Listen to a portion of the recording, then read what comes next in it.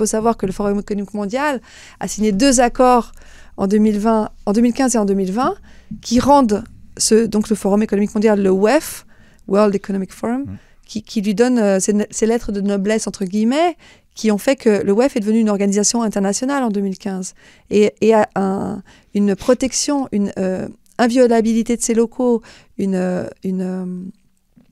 privilèges, une immunité, une impunité. Ils ne peuvent pas être attaqués par la justice. Ils n'ont pas d'impôts à payer. Les locaux sont inviolables. On ne peut pas leur chercher d'ennui. On ne peut pas les empêcher de se financer. C'est une ambassade, quoi. C'est comme une ambassade. C'est comme une ambassade. Bonjour à tous, merci de nous retrouver pour cette interview de Chloé Framery que j'ai le plaisir de recevoir à la rédaction de Nexus aujourd'hui. Mais avant de passer à la vidéo, je voulais vous inviter à nous soutenir si vous le pouvez. Nexus est un magazine sans publicité et sans subvention, disponible en kiosque et sur nexus.fr. N'hésitez pas à nous soutenir pour qu'on puisse vous proposer des contenus en accès libre. Bonjour Chloé. Bonjour Marc. Merci de nous retrouver dans nos bureaux. Oui, pour la première fois. On se voit souvent sur le terrain, mais là, on se voit à l'intérieur. On s'est vu beaucoup dans des manifs, dans des événements depuis la crise sanitaire. Ouais. Sanitaire entre guillemets. Hein. Entre guillemets. La crise tout court. La crise tout court. La crise de pouvoir de la population, finalement, qui n'en a pas beaucoup. Et c'est vrai que j'ai cru que tout avait commencé là pour toi. Et finalement, j'ai découvert qu'il y avait un avant-Covid. Il y avait un avant-Covid pour moi. Tu étais déjà un vilain petit canard depuis très très longtemps. Oui, depuis 12 ans. Enfin maintenant depuis 13 ans, mais avant le Covid, ça faisait 8 ans déjà. Que je militais pour la vérité, pour la justice, pour dénoncer le conflit d'intérêts, les corruptions que j'observais à Genève. En fait, à Genève, qui est vraiment le centre de diplomatie, le centre de contrôle de cette crise qu'on a connue, et la crise qu'on a connue sur le Covid, avec le Forum économique mondial qui a son siège à Genève, l'OMS qui a son siège à Genève, l'ONU, Gavi, l'Alliance Gavi, juste à côté de l'OMS. On a aussi le GIEC, on a aussi l'OMM, l'Organisation mondiale de la météorologie. On a 39 organisations internationales à Genève. On est dans le gouvernement mondial. Le foyer de la contagion, si tu veux, de l'infection. C'est vrai que toi, tu es suisse. Je suis française au départ. Je suis française. Mes parents sont franco-belges. Ma mère est franco-belge et mon père est français. Et je suis née à Genève. Et je suis devenue suisse en 2000, après une demande de naturalisation qui n'est pas facile, parce qu'il faut une enquête de 2 ans. Il y a faut montrer patte blanche. L'entrée est payante, etc. Alors, à l'époque, j'étais étudiante, donc c'est mes parents qui ont payé... le forfait qui était réduit pour les étudiants. Et je crois que c'est un pourcentage du salaire qu'on gagne. Okay. Et donc je suis suisse d'adoption et je suis la première Suisse de ma famille. Et moi, je t'ai beaucoup retrouvé sur le terrain, c'est vrai, ces 3-4 dernières années. Ouais, et 4-5 même. 4-5, ça fait déjà presque... On est déjà en 2025. 5 ans, c'est vrai. Ouais. En tout cas, nous, ça a commencé en mars 2020. Donc, allez, dans 2 mois, ce sera l'anniversaire des 5 ans. Ça fait déjà 5 ans. Et en fait, toutes les injustices, toutes les mesures liberticides, les restrictions de mouvement, tu les avais déjà un petit peu pointées, toi, dans ton travail de citoyen, de citoyenne. C'est ça. J'étais militante, j'étais prof de maths. Et je militais à côté, durant tous mes temps libres. Et à l'époque, pendant l'été, je prenais vraiment 1 mois et demi de vacances, ou 1 mois de vacances en tout cas, de mon militantisme. Et c'est vrai que depuis que le Covid est arrivé, il n'y a pas eu vraiment de pause longue des dénonciations et des manifestations et des événements et des conférences et des vidéos et des émissions. J'ai eu cette idée de faire cette vidéo devant Gavi le 13 avril 2020.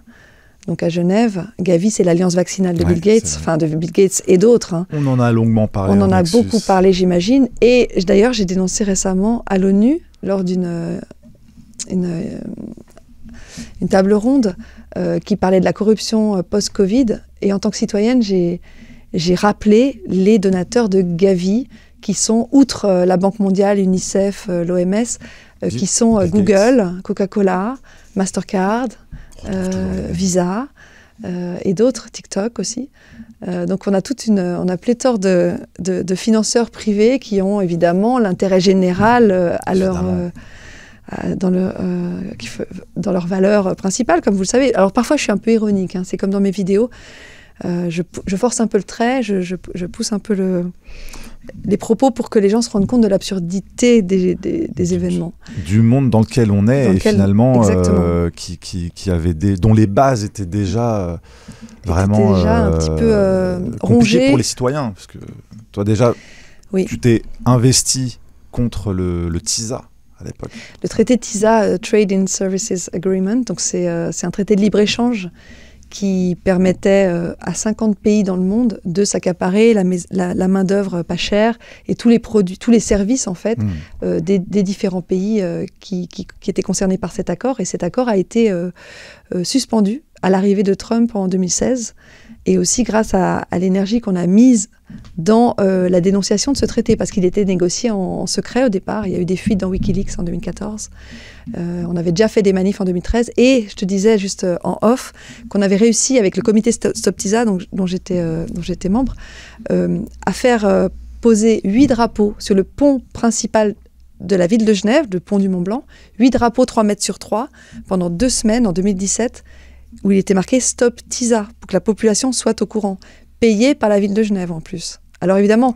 Ça leur a pas plu. Non, ça n'a pas plu à tout le monde, parce que l'un des conseillers municipaux, Guillaume Baradzon, qui est aussi Young Leader du WEF, tiens, comme c'est bizarre, a été très furieux de cette pause et de cette décision avec laquelle il n'était pas d'accord de financer et de laisser afficher ces drapeaux.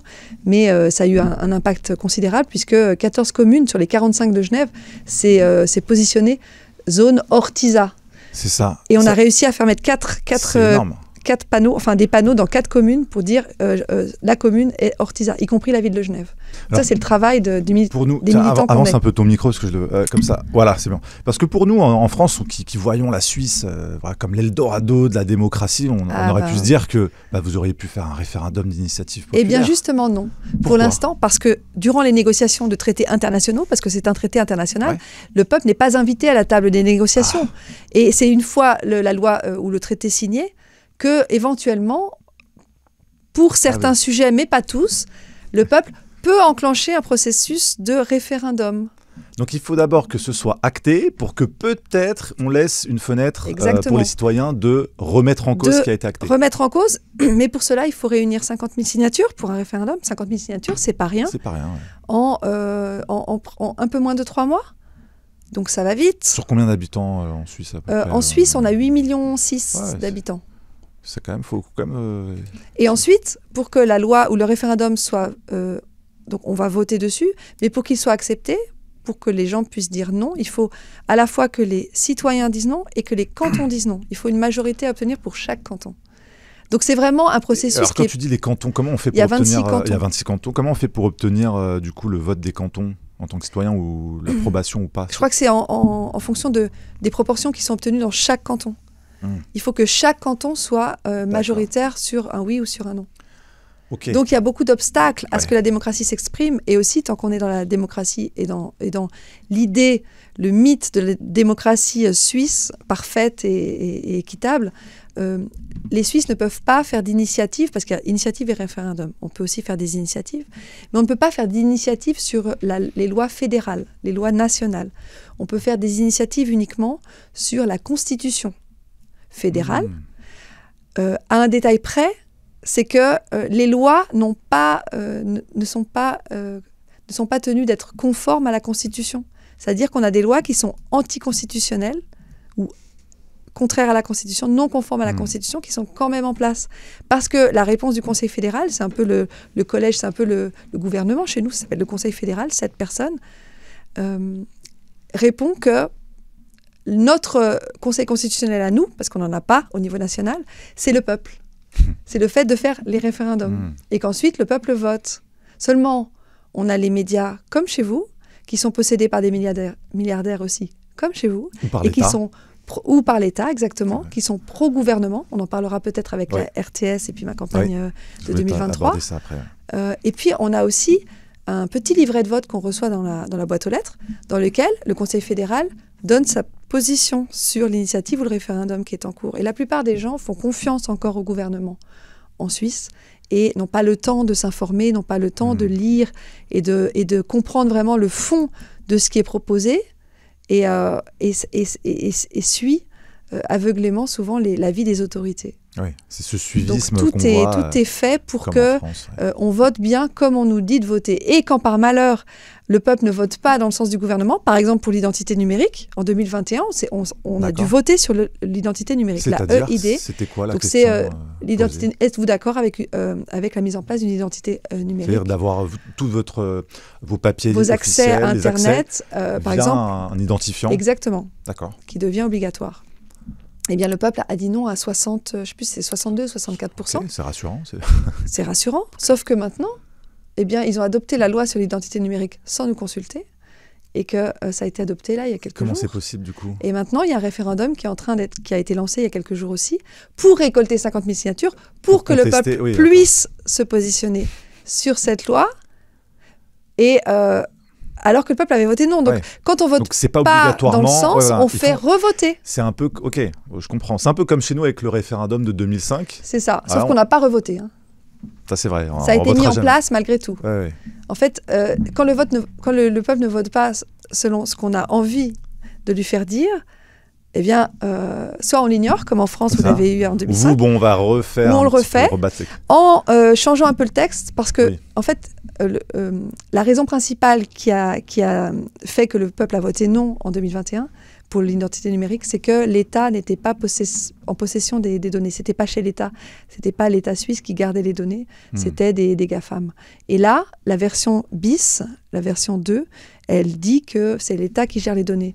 Mais la plupart, enfin, les données numériques en Suisse sont gérées par 5 GAFAM. Enfin, je crois qu'il y a Oracle, il y a Amazon, il y a IBM, et c'est tout des médias, mais des sociétés américaines, sauf rien de suisse là-dedans. Il y en a une qui est chinoise, je crois que c'est Alibaba, qui donc ont accès à nos données personnelles de sécurité sociale, etc. Ah, oui. Donc finalement, on sait que c'est les GAFAM qui obtiendront ces données à la fin, et que la Suisse est colonisée, comme la France, comme les pays d'Europe, et également par l'Union européenne, parce qu'il y a aussi un accord cadre qui a été signé aussi dans notre dos, après qu'on ait dit non à l'accord cadre. Bref, tu vois, c'est des apparences. Tout ça, c'est de la vitrine, tout ça, c'est du décor de cinéma. Et la seule chose, je dirais, en Suisse, qu'on a et qu'on n'a pas en France, c'est peut-être l'habitude de se positionner ou d'avoir une petite conscience politique en ayant accès à des sujets politiques qui sont votés. Mais la 5G, on n'a pas voté. Enfin, il y a plein de choses, des mesures de liberticide du Covid, on n'a évidemment pas voté. Donc c'est une petite vitrine, cette fameuse démocratie suisse, mais qui finalement, en arrière-boutique, on voit qu'il n'y a rien de parfait. D'ailleurs, j'ai vu récemment un très bon reportage de la RTS sur ce que tu parlais de récolter les datas. Ça m'a fait penser à je crois, cette dizaine de F-35 que la Suisse a acheté, pour je ne sais quelle raison, pour un prix exorbitant. Oui, voilà. Et en fait, ils se sont rendus compte après coup que toutes les données de l'avion, elles partaient aux États-Unis. Parce que les avions sont connectés. Officiellement, c'est après coup, ouais.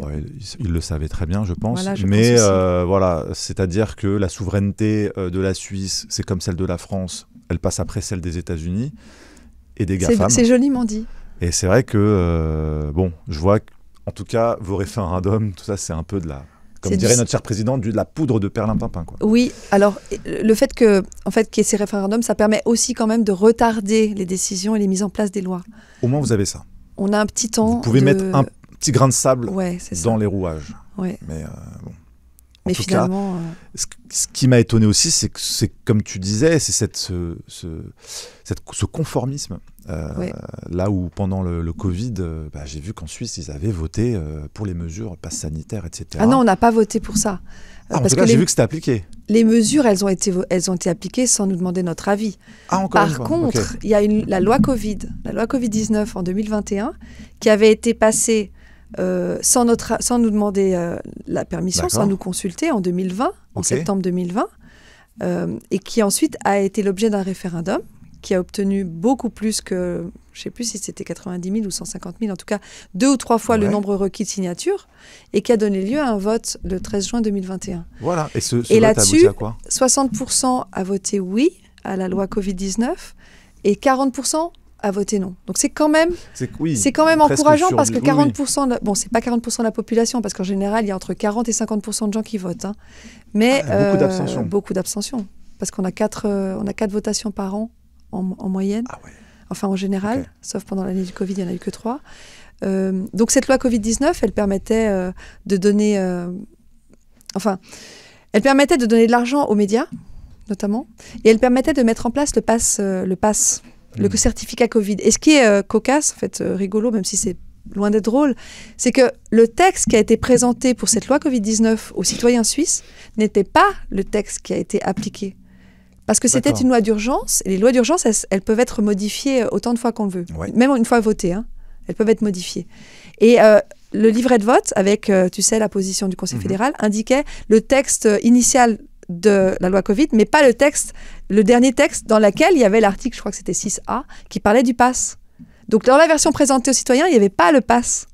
Ah ouais, et dans la version qui a été votée, il y avait le pass. Pour enlever le pass et le remettre. C'est un tour de passe-passe, sans mauvais jeu de mots. Et c'est comme ça tout le temps, en fait. Il y a des tromperies. Il y a des tromperies sur l'objet de ce qu'on vote. Ce qui est rassurant, c'est quand même 40% des votants qui sont exprimés contre. Exactement. C'est quand même un peu plus que ce qu'on a eu en France. Alors, je serais curieux de voir si en France on avait eu un référendum, ce que ça aurait donné. C'est vrai qu'on a été quand même assez bien matraqués. Je pense que beaucoup de gens ont eu peur. Au niveau de la propagande médiatique. Auraient voté pour toutes les lois liberticides. On ne sait pas. Je ne sais pas, mais c'est vrai que je ne sais pas si vous avez eu ça, vous, tous les jours, le décompte des morts. Oui, bien sûr. Bon, en fait, c'était partout pareil, quoi. C'était la même méthode. Même méthode, et d'ailleurs, même cabinet de conseil. McKinsey, exactement. Comme en Belgique, comme en France. C'est vrai. Et la différence, disons la différence d'adhésion, on va dire, aux mesures, je dirais, se mesure aussi au taux de vaccination. Chez nous, on a eu officiellement, après les vrais chiffres, c'est pas forcément cela, mais officiellement 71% de vaccinés au bout de 2 ans de propagande médiatique. Ouais, et en France, c'est 80%. Donc il y a une différence de 10 points. Ratio, donc quelque part, la Suisse s'est quand même réveillée. Il y a eu des résistants en nombre et beaucoup de manifestations en Suisse. Ça a été le point de convergence de pas mal de mobilisations. La différence aussi, c'est qu'on n'a pas eu les confinements stricts, qu'on n'a pas eu les auto-attestations, qu'on n'a pas eu les couvre-feux. Donc d'une part, les gens étaient moins traumatisés, et d'autre part, ils ont eu plus de latitude pour s'exprimer, même si les rassemblements étaient interdits pendant un certain nombre de mois. Et la Suisse a été condamnée par l'AIEP, dont on parlera peut-être après, l'autorité indépendante d'examen des plaintes, pour violation des droits lors des manifestations interdites. Ça, c'est une des condamnations. Il y a une deuxième condamnation qui n'a pas encore porté complètement ses effets, mais dont j'ai reçu la preuve il y a quelques semaines, même quelques jours. C'est la décision de condamner la RTS, donc la télé suisse nationale, Radio-Télévision Suisse Romande, qui possède aussi la télévision suisse allemande et suisse italienne, mais la version romande, donc francophone, c'est la RTS, qui, durant la campagne de 2023, où je me suis présentée au Parlement suisse, m'a totalement invisibilisée au niveau du débat pour l'élection du Conseil des États. C'est un petit peu comme le Sénat. C'est vrai que tu m'as raconté, on en reparlera après, parce que c'est intéressant, on rentrera dans le détail, parce que c'est vrai que tu as aussi un parcours syndical, politique, entre guillemets, mais citoyen à chaque fois. J'essaye de faire connaître les sujets de plus d'une dizaine d'années, plus d'une dizaine d'années. Et on arrivera à ce passage qui traduit énormément, moi je trouve, le manque de pouvoir des peuples face au même pouvoir, à cette même oligarchie. Toi, tu as un parcours syndical aussi, alors modeste, 2013 à 2016, quand même, qui a fait parler et puis qui a permis. Pas la CGT en train de brandir les drapeaux, mais. C'était ça quand même en 2015-2016. On en parlera. Pour défendre la fonction publique. Oui. Donc il y a aussi un souci chez vous à ce niveau-là. Ah oui. Qu'on pourrait croire qu'il n'y a qu'en France que le corps enseignant... Non, les fonctionnaires sont attaqués comme partout. Le fonctionnariat, c'est la bête noire de la plupart des pouvoirs des banques et des multinationales. Il faut privatiser. Et TISA, justement, aurait permis de privatiser tous les secteurs des services, y compris les services publics. C'était l'objectif principal de TISA. Alors, il a été suspendu. Tu te rappelles le traité contre lequel on s'est battu pendant 8 ans avec Gérard Scheller au comité Stop TISA. L'objectif, c'était de privatiser le secteur public. Donc toi, en tant que professeur, au collège, oui, l'équivalent du collège. Ça s'appelle le cycle d'orientation en Suisse, enfin à Genève. Qui correspond à notre collège. Oui, c'est à peu près pareil. Et parce que c'était quoi les conditions pour les enseignants en Suisse sont difficiles par rapport au salaire, par rapport au... Alors le salaire reste un salaire moyen, c'est-à-dire le salaire moyen en Suisse, je crois que c'est... alors n'ayez pas peur. Non, tout est 2 fois plus grand en Suisse. Tout est plus cher aussi, c'est énormément plus cher. On gagne 2 fois plus sa vie, mais on paye 2 fois plus. 6 000 je crois, et 6 000 francs à temps plein. 6 000 francs, c'est à peu près 6 000 euros. 6 000, ouais, à peu près. Il faut savoir qu'un loyer pour un 2 pièces, c'est 2 000 francs. Oui, et qu'on a une assurance maladie chaque mois à payer qui est minimum de 420 francs. Ah ouais, moi j'ai fait 2-3 fois des séjours en Suisse pour le travail. Et c'est obligatoire. Ouais. Toutes les factures sont x2 ou x3. En tant que Français, quand on va en Suisse, ouais. Alors notre pouvoir d'achat est divisé par 2 instantanément. Oui, en tout cas par 2, ouais. C'est pour ça qu'il y a beaucoup de frontaliers d'ailleurs français qui vivent en France et qui vont récupérer le salaire suisse qui est assez avantageux pour nous. En Suisse. C'est pour ça que les Suisses ne nous aiment pas trop. Maintenant, la zone frontalière est de plus en plus chère. Ça devient.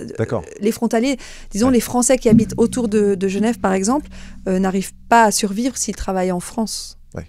Oui. Donc c'est aussi cette zone-là est devenue quasiment une précarisation de tous les métiers de France voisine, en fait. Ah, c'est terrible. Donc ça enclenche un mouvement de ça a gentrifié le précarité, qui précarise les gens. C'est ça. Ouais. Donc effectivement, quand on dit 6 000 euros, on croit que c'est beaucoup. Et ça, c'est à plein temps. Il faut savoir que la moitié des enseignants sont à temps partiel. Et moi, j'étais à 80% parce que le plein temps, en fait, me demandait une semaine de travail de 60 heures. Okay. On croit toujours que prof, c'est juste venir en classe, faire son cours et puis c'est bon. En fait, c'est comme mon travail de militante. Ce qu'on voit, c'est la partie émergée. Mais le travail d'un enseignant, c'est 2/3 de travail à la maison. C'est préparer tout ce qui est épreuves, tests, et c'est jamais les mêmes, en tout cas en ce qui me concerne. Préparer les exercices, faire toutes les corrections, préparer le cours, ajuster le cours tout le temps. Moi, j'étais en permanente reconstruction de mon cours. Et puis, ça dépend des classes, ça dépend des années. Par exemple, en tant que prof de maths, je crois qu'il y a 15 cours différents que je devais préparer, dépendant des classes sur lesquelles je tombe. Parce qu'on apprend en juillet les classes qu'on a pour fin août. Sauf qu'on n'a pas le cours qui est prêt forcément pour la classe qu'on nous donne, parce qu'on n'est pas complètement maître des classes qu'on va avoir, et des degrés qu'on va avoir, et des cours qu'on va devoir donner.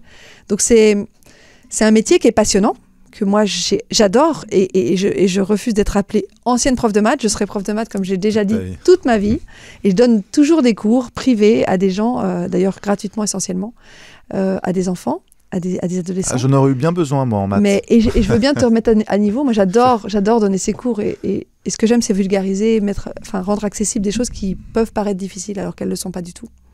Quand on a un bon prof, c'est vrai que tout est plus facile. Mais encore faut-il un peu de passion, un peu de temps et de travail préparatoire, ce qui fait que... Ça demande un travail et ça demande d'aimer l'humain aussi. Parce que sans l'amour de l'humain, on ne peut pas faire ce métier. Je pense qu'on tombe en burn-out très rapidement. Donc j'étais à 80% avec 45 heures de travail par semaine, ce qui est quand même beaucoup. Ouais. Et vous aussi, vous avez des classes de 30, 35, 40 Alors, comme non. chez nous ou non? La différence, c'est qu'on peut avoir jusqu'à 24, officiellement jusqu'à 24, mais en fait c'est jusqu'à 26 et même 27 parfois. C'est beaucoup, mais c'est plus gérable. Ouais, c'est un peu plus gérable, parce que moi je me rappelle de classes de 35, voire 36. Collège, oui, moi c'était 33. Moi j'ai fait toute ma scolarité en France et c'était aussi 33 élèves. Après, le travail n'est pas le même. C'est impossible de moi, quand je suis prof avec 24 élèves, même si c'est beaucoup, ça paraît peu pour vous les Français, mais c'est quand même beaucoup. Et je passe vers chacun pour aider chacun. Je fais pas un cours magistral avec juste je vous donne l'info puis débrouillez-vous. Et ceux qui sont à la traîne. Là, on est une team, quoi. Ouais. Donc c'est un travail aussi de répondre, et ça c'est, tu me permets d'en parler, mais de répondre aux ironies qui sont lancées. Moi j'adore l'ironie et j'adore aussi le contact que j'avais avec mes élèves et répondre sans blesser, en tout cas en essayant de jamais blesser, mais en rebondissant sur les petites piques qu'ils m'envoient parce qu'ils me testent aussi. Et à la fin, ça a donné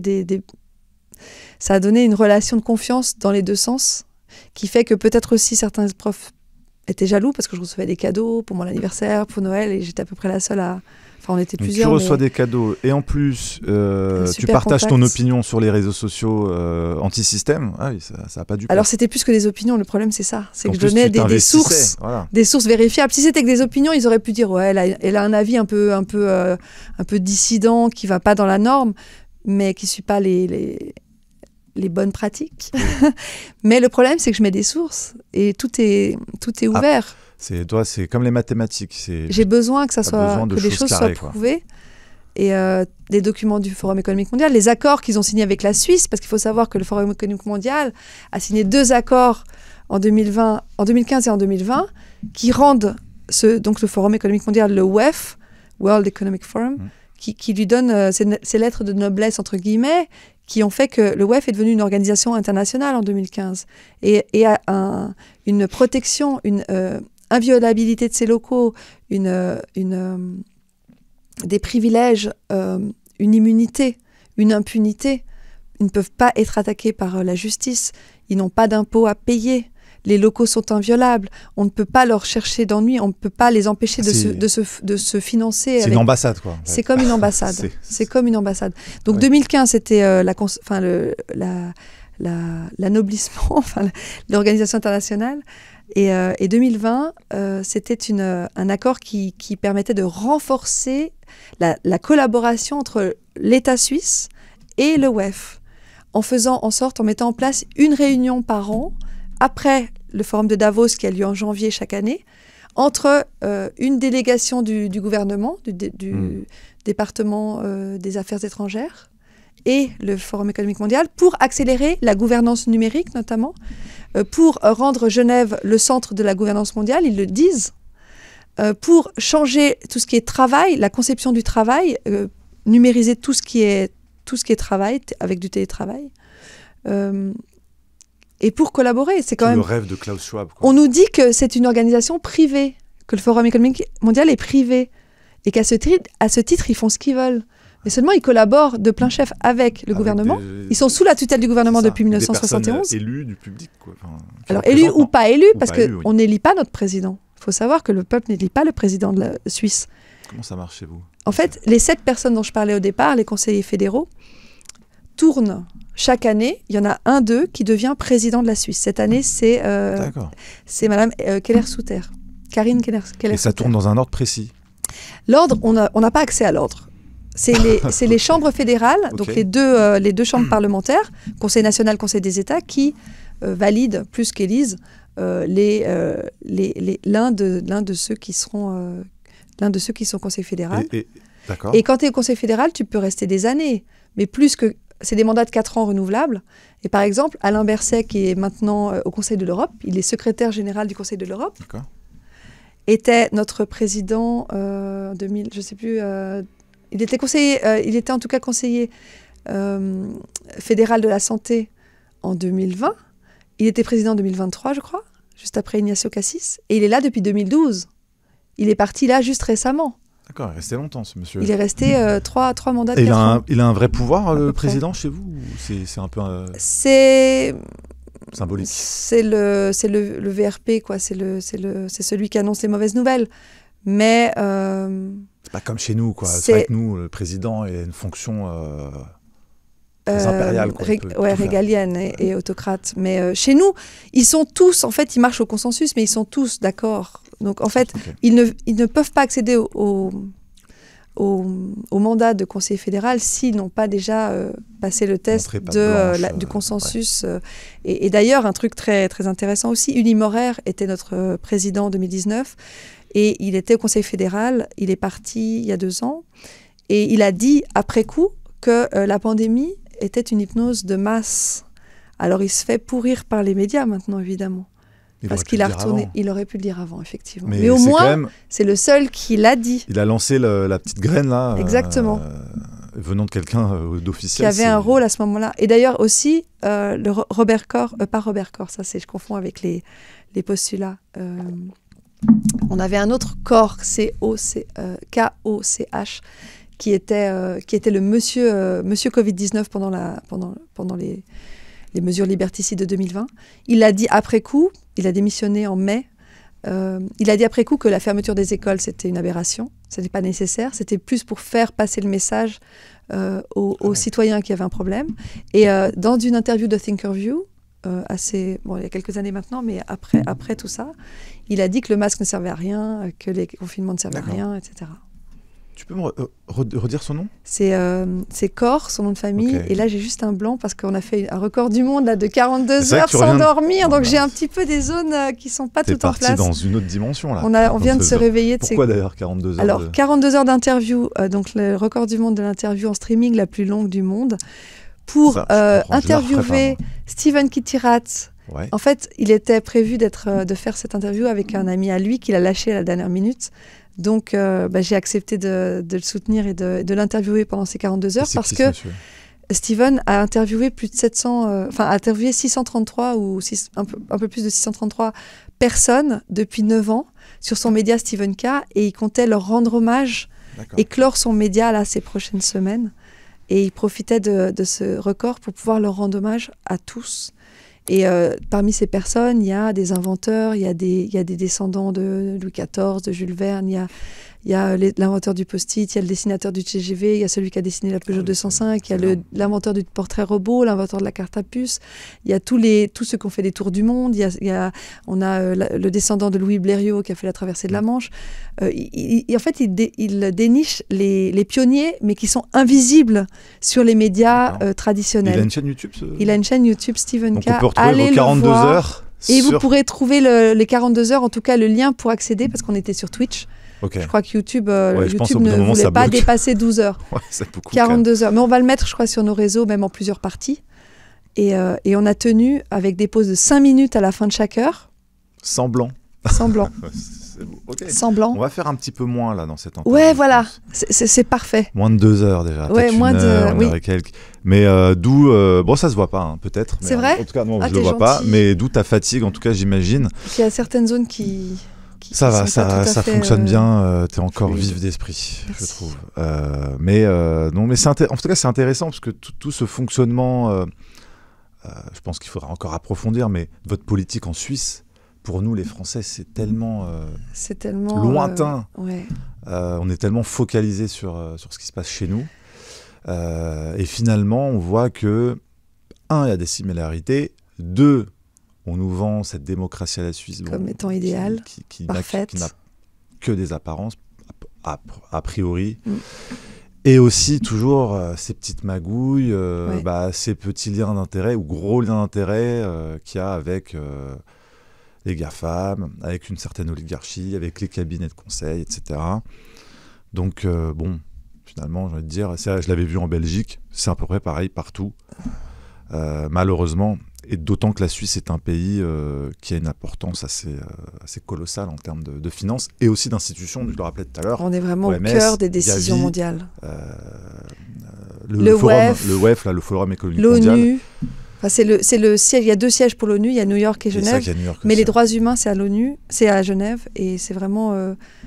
et le GIEC aussi, pour tout ce qui est climatisme, tout ce qui est soi-disant réchauffement climatique. Donc, on a l'OMC, c'est vrai que toutes les propagandes envers lesquelles on est obligé le CERN aussi. On a le CERN aussi, j'avais oublié, bien sûr. Le CERN d'ailleurs, le conseil, au départ, le CERN vient de la fameux LHC là. Le LHC et bientôt le FCC de 91 km qui va s'agrandir. Actuellement, il est de 27 km. Ce qui est beaucoup. Il va passer à 91. Ça a coûté un paquet de. Ça coûte un bras, ouais. 1 milliard, je crois. Je ne sais plus exactement. Parce qu'en fait, ils envoient des particules élémentaires à ils trop les de accélèrent vitesse sur des kilomètres pour qu'à un moment donné, quand elles se rencontrent, percutent. Ils puissent observer ce que ça fait. Exactement. Bon, c'est sympa. Mais pourquoi aller encore plus loin ? Il n'y a pas mieux à faire Alors en Europe, voilà, là, en ce très moment, bonne question. L'idée officielle, c'est de reconstruire le déroulé de la création du monde et de trouver ce qui s'est passé avant le Big Bang. Bon, et quand Mais ça coûte cher. Et quand ils auront trouvé, après ils vont faire quoi ? Je pense que l'idée, c'est de jamais... Ils vont se prendre pour des dieux vivants à recréer les conditions. Alors, vont-ils le trouver ou est-ce que c'est une chimère, elle aussi, d'une quête impossible ? C'est les secrets de l'univers qu'on ne pourra jamais percer, mais ça vient ponctionner des budgets colossaux. Et en plus, c'est vrai qu'on ne sait pas avec quoi on joue finalement, c'est les lois de la nature. on ne sait pas ce qu'on va créer. C'est encore les apprentis sorciers. Les apprentis sorciers, ils parlent d'antimatière, ça ils le disent quand même, qu'ils ont trouvé comment faire de l'antimatière, comment recréer des mini-trous noirs. C'est quand même coton. Si on fait un trou noir, ça risque d'être quand même dangereux. C'est vrai que ça peut être inquiétant quand même de se créer un trou noir. Ouais. Nous, on est juste à côté là. C'est ça. Mais j'ai entendu beaucoup de gens dire que c'est impossible qu'il soit suffisamment d'énergie pour le maintenir. Mais en fait, on joue avec les lois de la nature, avec le feu, comme avec toutes les injections, tout ce qui s'est passé pendant la santé, pendant le Covid. Des expériences. On prend encore le monde pour une vaste expérimentation. Les gens sont des cobayes. C'est ça. Puis j'ai envie de dire, même s'ils trouvent les causes à toute l'origine de l'univers, est-ce qu'on va régler les problèmes de partage de richesses, d'oligarchie, de manque de pouvoir des peuples ? Les intérêts de ces centres, des centres de pouvoir semblent bien éloignés de nos intérêts de survie, finalement, rien que de survie. Tout ce qui est notre façon de nous nourrir, notre énergie, le fait qu'on soit en contact, tout a été tellement... Les conditions de base de l'harmonie sur Terre sont complètement négligées ou entravées par des recherches qui ne nous apportent rien, à part des soucis financiers, des risques pour la santé.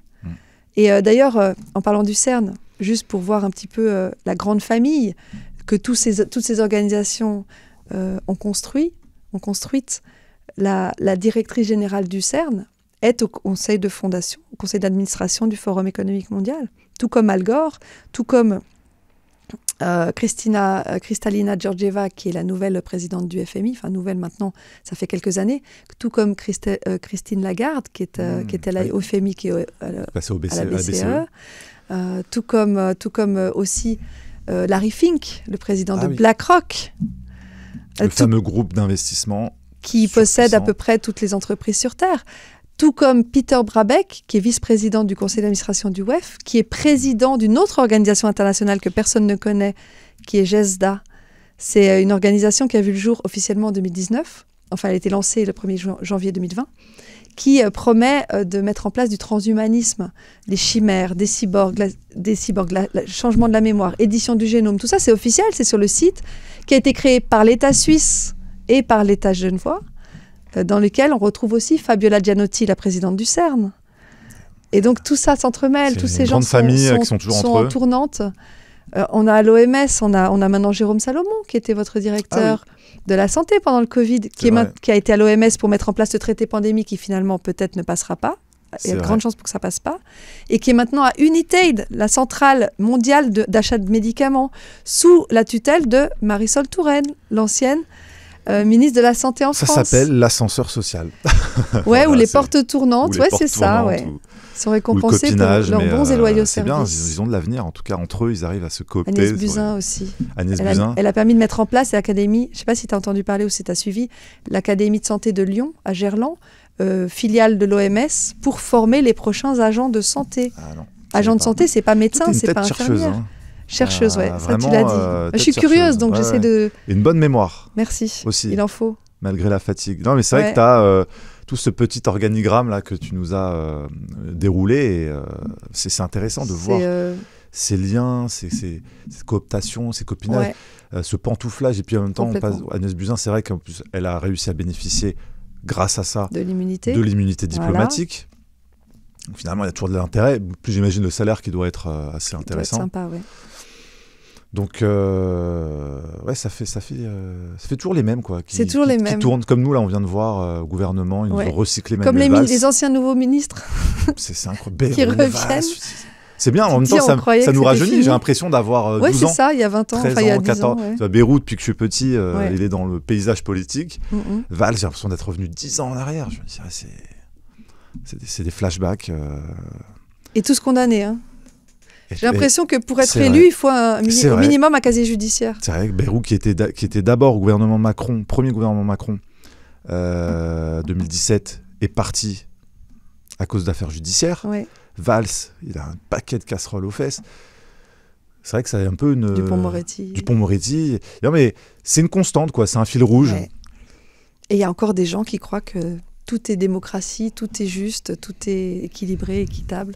C'est plus facile de croire ça, finalement. C'est vrai que ça te permet de finir ta semaine plus facilement. Ça permet de se donner bonne conscience, de bien dormir la nuit. Et de projeter une vie plus... Non, peut-être pas bien dormir, parce que beaucoup de gens sont... Je ne sais pas combien de pauvres en Suisse. Nous, en France, c'est quand même 11 millions de pauvres.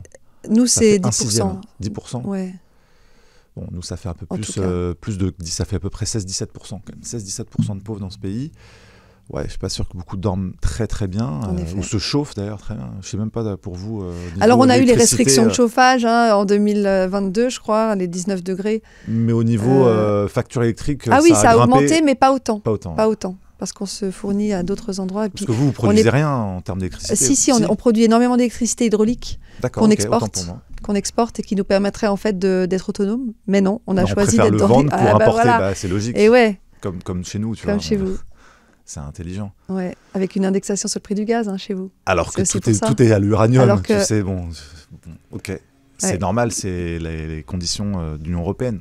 Oui, c'est ça. Donc vive l'Union européenne. J'espère qu'on Au moins on s'en rapproche malheureusement. Au moins vous êtes en dehors de... Pas totalement autonome. On a plein d'accords bilatéraux avec l'Union européenne. Okay, mais dans quel domaine? Alors, lesquels exactement, je ne peux pas te dire. Mais par exemple, on a quand même encore, je dirais, je ne sais pas si c'est encore le cas, mais les dernières années, ce que j'avais regardé, c'est que au niveau des ondes électromagnétiques, de la 5G notamment, la norme en Suisse, le plafond, c'est 0,6 volts par mètre. Non, pardon, c'est 6 volts par mètre. 6 volts par mètre. Non, parce que 6 volts, c'est beaucoup. Et chez vous, c'est 60. Ou alors 0,6 et 6, je pense que c'est plutôt 0,6 parce que... Quoi qu'ils ont peut-être. Non, attends, faut que je sais qu'il y a un facteur 10 entre l'Union européenne et la Suisse. D'accord.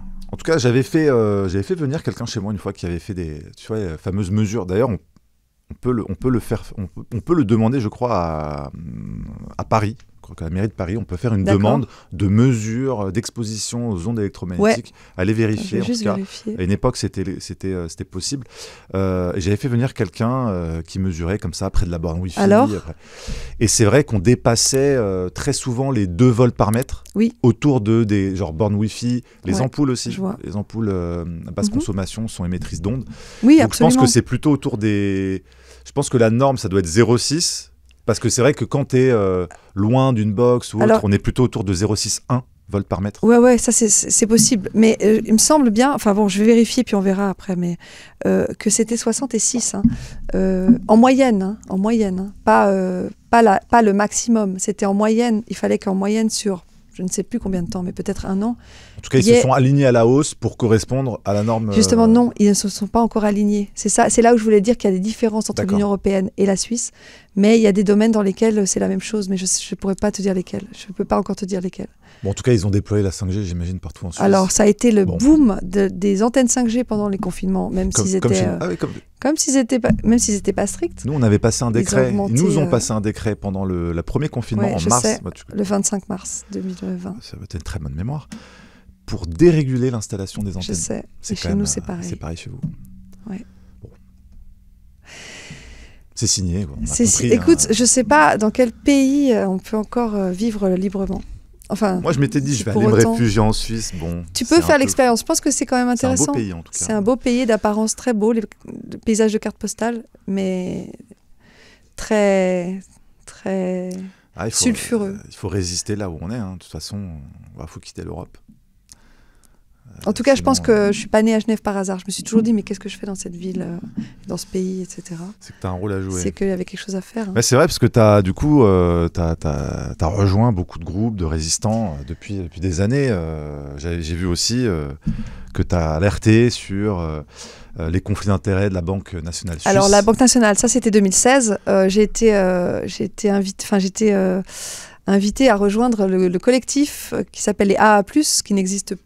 Qui existe encore, mais qui s'est largement détricoté, l'association des actionnaires actifs positifs de la Banque nationale suisse, parce que qu'est-ce qu'elle fait, cette banque en étant 20 personnes, 20 actionnaires, à l'époque ça coûtait 1000 francs, 1000 euros, à peu près 1000 euros, une action, et après nos actions, dans le sens propre du terme, l'action de la BNS est montée à 8 000, 10 000, elle a fait x10. Maintenant, elle est redescendue à 5 000, 4 000.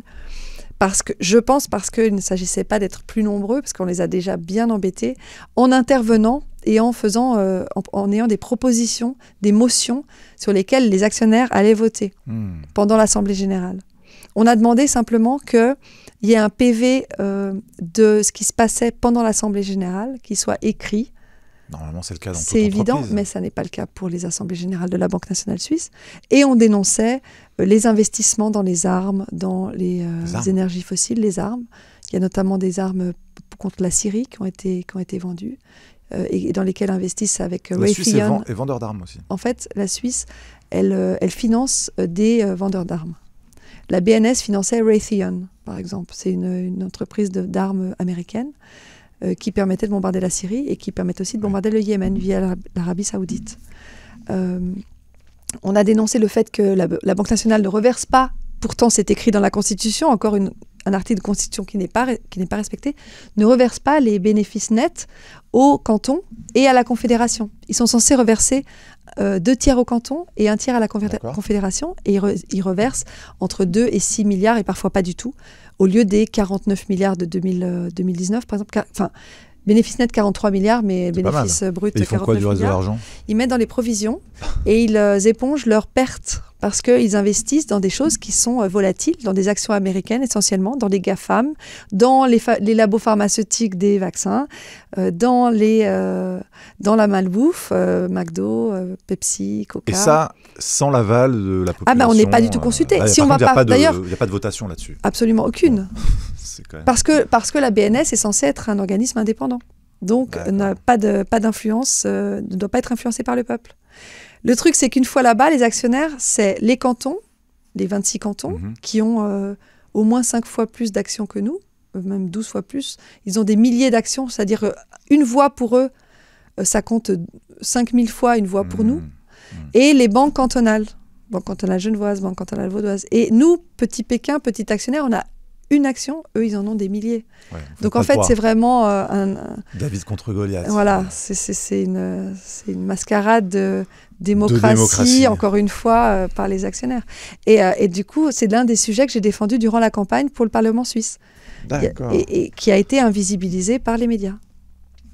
Ça, l'agenda 2030 de l'ONU, les placements abusifs des enfants, la sexualisation des enfants à l'école.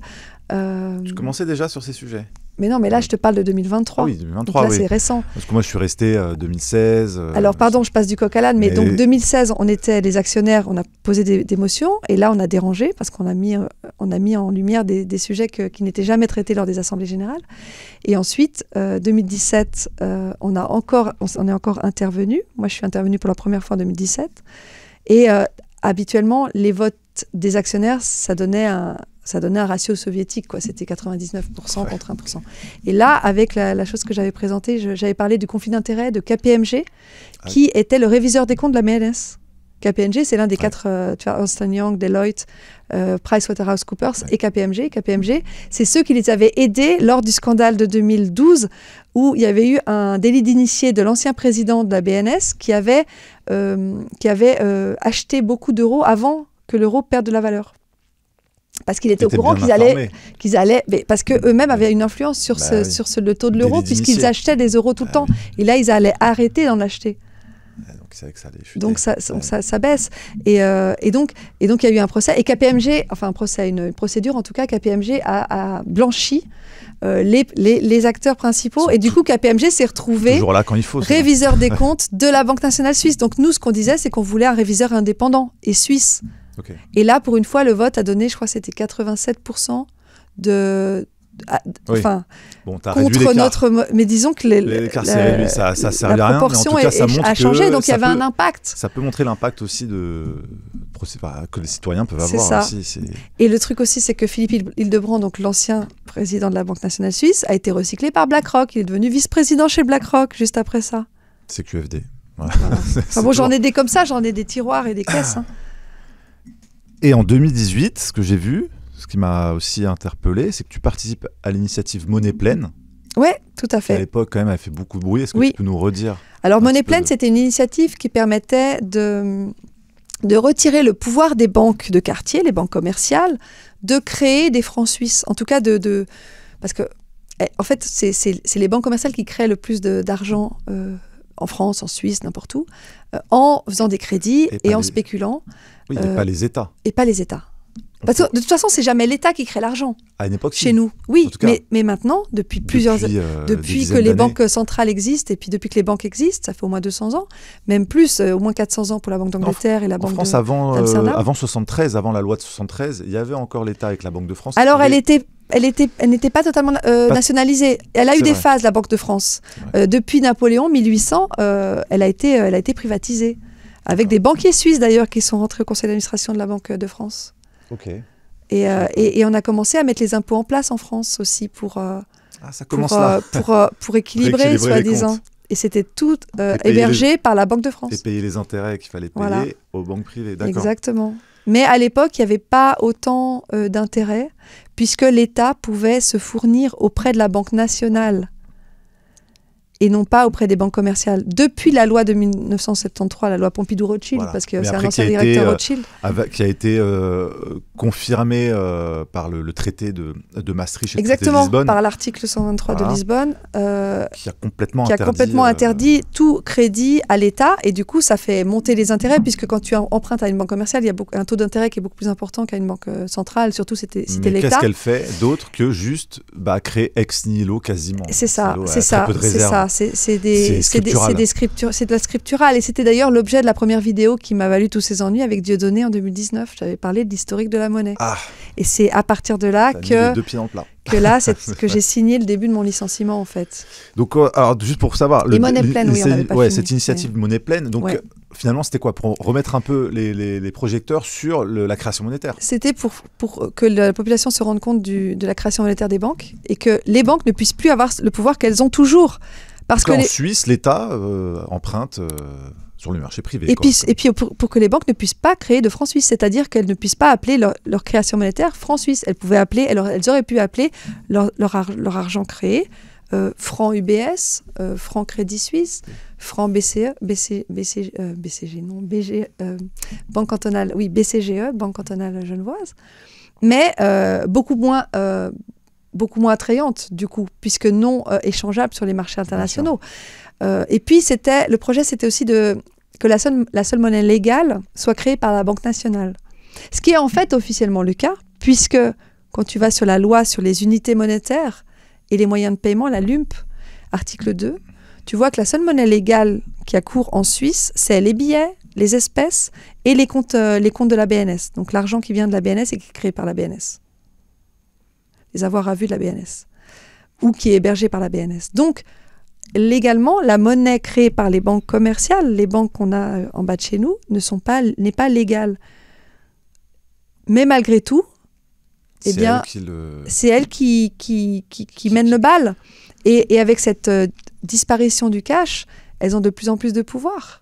Alors que théoriquement, elles ne devraient pas avoir ce pouvoir. Vous avez la même difficulté chez vous par rapport aux espèces, au cash? Mais c'est un projet qui date au moins de 2012 avec Bill Gates derrière, Alliance Better Than Cash. Tout ça, c'est en accès libre. Vous payez beaucoup en cash, vous, en Suisse? Oui, c'est un pays où les gens payent en cash. On a la culture de la pièce et du billet. D'ailleurs, les billets, ils sont extraordinairement colorés. Ils sont beaucoup plus colorés que chez vous. Résistants, j'ai l'impression qu'ils les ont... indéchirables. Oui, c'est ça. Je ne sais pas en quelle matière ils sont faits, mais ils ont été renforcés depuis 2017. La nouvelle collection, entre guillemets, des billets est beaucoup plus grosse et épaisse. Et donc, cette monnaie pleine qui devait passer a été attaquée de toutes parts par les médias, par le gouvernement, parce qu'évidemment, à partir d'un changement drastique de cet ordre, on n'a plus le même contrôle sur les habitants. Tu touches à un nerf de la guerre. Exactement. Et donc le Conseil fédéral a été jusqu'à mentir dans le livret de vote en disant que la création monétaire, que les crédits ne permettaient pas de créer la monnaie. Sauf que la vérité a été rétablie par la RTS quelques mois plus tard en disant qu'effectivement il y avait une erreur et que les banques commerciales effectivement créaient la monnaie. Mais c'est passé inaperçu, c'était un téléjournal parmi d'autres. Et il y a eu aussi un truc étonnant, c'est que les résultats pour Genève, cette initiative monnaie pleine qui a été votée le 10 juin 2018, a donné l'initiative gagnante à Genève à 15h. Et puis à 17h, bizarrement, Genève votait contre à 60%. Alors comment on passe de moins de 50% à 60% en 2 heures? J'aimerais comprendre. Enfin voilà, ça c'est la Suisse. C'est pareil, c'est scriptural. C'est scriptural. C'est la magie des chiffres qui bouge sur un clavier, en quelques secondes ou en quelques minutes. Ça aurait été possible, tu penses vraiment que ça ne passe pas Parce que là, ça veut dire vraiment changer... Ça aurait été possible que ça passe, oui. Oui, ça veut dire que ça passe, pardon, mais ça veut dire que ça aurait changé tout... Ça aurait changé le modèle, le paradigme. Tout le modèle. Oui. Mais... ça aurait fait boule de neige partout dans le monde. Le centre des banques qui vote oui à une initiative pareille. T'imagines l'impact. C'est vrai que en plus, tous les gros organismes bancaires sont chez nous. Comme quoi, on touche vraiment au cœur du système. Hein. Exactement. Est-ce que c'est à partir de là, du coup, que tu décides de poser ta candidature au Parlement genevois? Parce que j'ai vu que... Oui, alors ça, c'était 2018, c'était juste un peu avant. C'est juste avant, ok. Je ne sais plus exactement ce qui m'a poussé à faire ça, mais je me disais, il faut qu'on ait plus de visibilité pour que les citoyens soient au courant de ce qui se passe. Pour parler du traité de TISA, pour parler de la corruption, pour parler de la monnaie. Parce que moi, j'ai commencé en 2012, et puis plus j'apprenais, plus le champ des révélations était immense. Et j'avais l'idée de faire connaître ça au grand public. Donc je me disais, c'était pas forcément pour être élu, mais c'était pour avoir un impact sur l'information qui était donnée aux gens. Et alors là, on a commencé à connaître la censure. Il n'y avait pas encore la diffamation à l'époque, parce que je n'étais pas quelqu'un de public. Ouais. J'avais beaucoup de mandats, je faisais beaucoup de choses, mais je faisais ça en sous-marin. Ouais. J'avais Facebook, j'avais Twitter, mais je faisais pas de vidéos d'information. Je publiais beaucoup, mais j'étais pas encore dans les radars Pas comme maintenant. Non, pas tout à fait. On en parlera après. Ouais. Mais donc, bon, t'as pas été élu.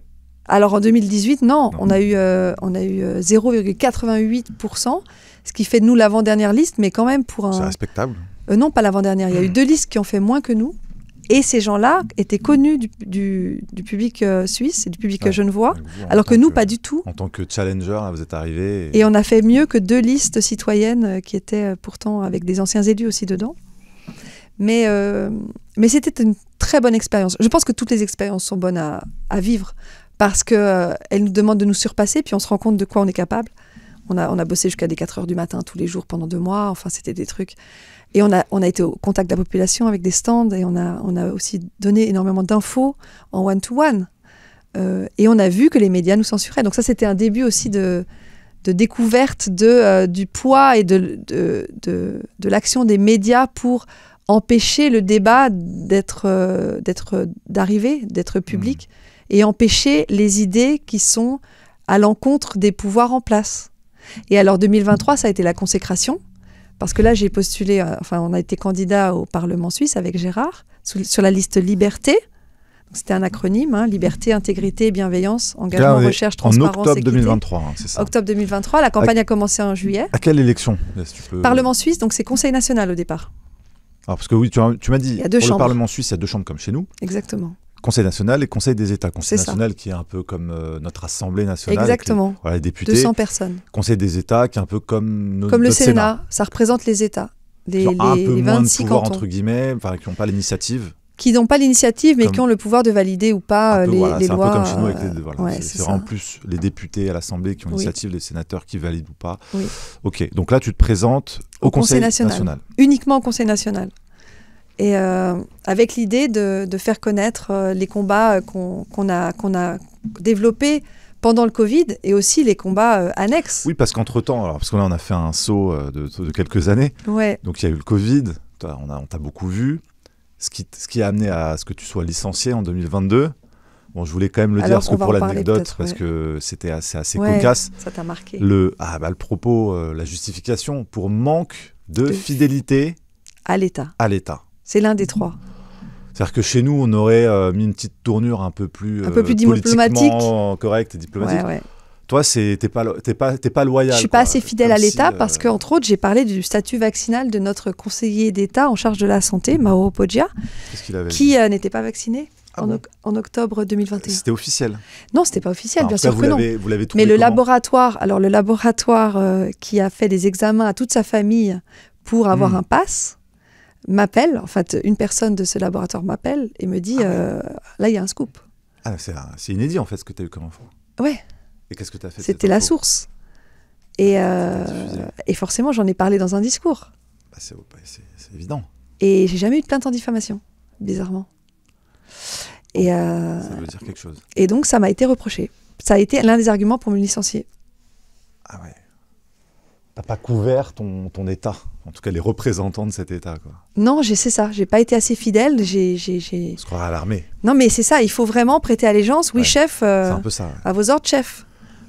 Donc ça fait partie des chefs d'accusation, mais il faut savoir qu'au début, leur idée, c'était de me licencier parce que j'aurais parlé à mes élèves de choses qui ne vont pas, qui ne sont pas dans le programme scolaire. C'est ça, c'est que toi, tu continues ton parcours scolaire normalement. Moi, j'ai rien dit. Enfin, j'ai toujours été conforme au cahier des charges. Ouais. Et j'ai toujours été professionnelle dans mon enseignement. Et il y a eu toute une série d'auditions de témoins dans laquelle j'ai été convoquée, mais où mes élèves ont été convoqués, mes collègues, mon directeur, les parents d'élèves, pour dire du mal de moi, pour essayer de me trouver des problèmes, des choses qui n'auraient pas été. Et tous mes élèves ont été étonnés par les questions qui leur ont été posées. Et on dit non, nous on a eu un cours de maths, elle nous a fait aimer les maths, c'était génial. Grâce à elle, maintenant, j'ai compris les maths. Mes collègues qui ont dit du bien de moi, même mon directeur essayait de dire du mal, mais il ne trouvait pas, parce qu'il n'avait que des bons retours.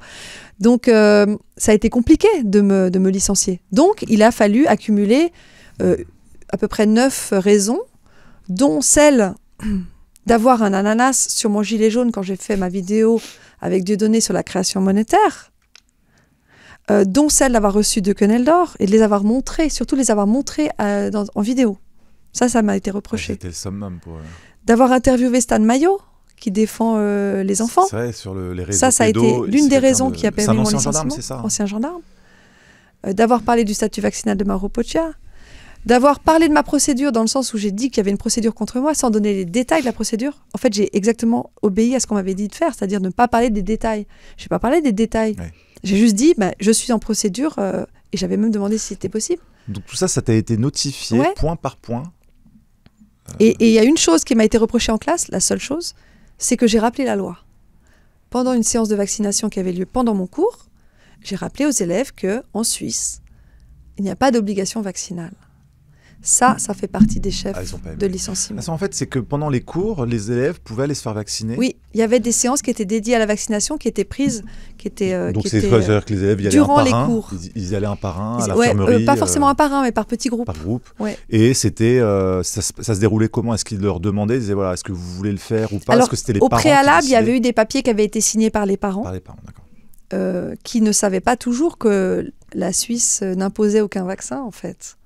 Donc moi, comme toi, toujours, j'informe. Moi, je suis une transmetteuse, enfin, une messagère. Est-ce qu'il y a des élèves qui ont refusé, du coup, d'aller se faire vacciner Je ne sais pas.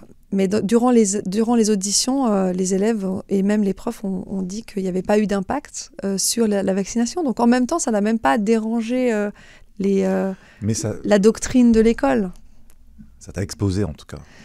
Ça a donné une justification officielle pour me licencier. Mais encore une fois, ce qui a vraiment mis le feu aux poudres, c'est la vidéo avec Dieudonné, qui m'a valu une convocation dans le bureau du directeur 6 mois plus tard. Et je me disais, mais qu'est-ce qu'il y a comme problème? Et donc, il y avait une série de choses qui étaient écrites. Puis à la fin, c'était...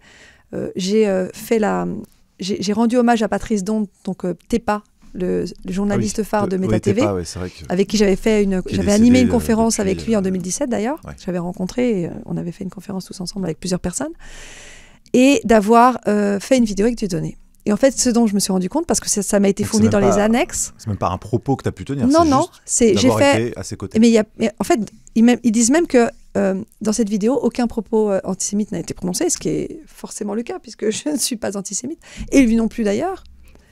Mais la CICAD avait alerté une semaine après la vidéo, après la sortie de la vidéo. La CICAD, c'est quoi? La CICAD, c'est la LICRA en France. C'est la coordination intercommunautaire contre l'antisémitisme et la diffamation. C'est vraiment l'organisme qui a pourri la vie de Dieudonné en Suisse. Et qui s'attaque aussi à Soral et à moi.